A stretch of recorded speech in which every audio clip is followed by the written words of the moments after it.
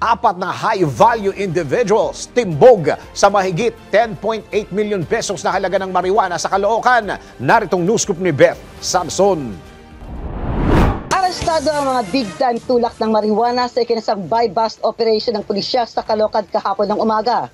Kinilala ni Caloocan Police Chief Police Colonel Edsel Canals ang mga naarestong suspect na sina alias Christine, 25, encoder, alias Raul, 49, alias Chris, 26, construction worker, at alias Ziel, 23, isang pintor, pawang mga residente ng Caloocan makarang kumagat sa ikinasang anti-illegal drug buy-bust operation sa 2166 San Lorenzo Street, Malaria, Barangay 185, Caloocan City.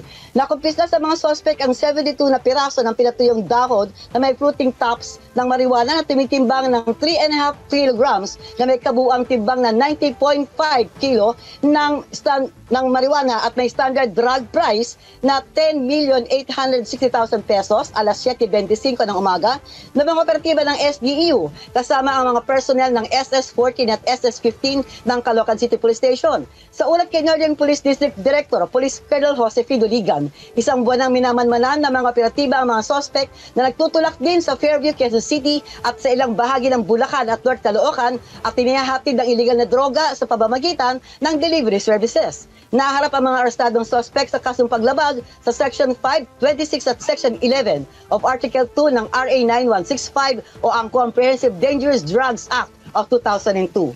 Ito si Metro Patrol Beth Samson para sa Himpilang Metodong Lakas, DWIZ, nagbabalita ng tama, naglilingkod ng tama.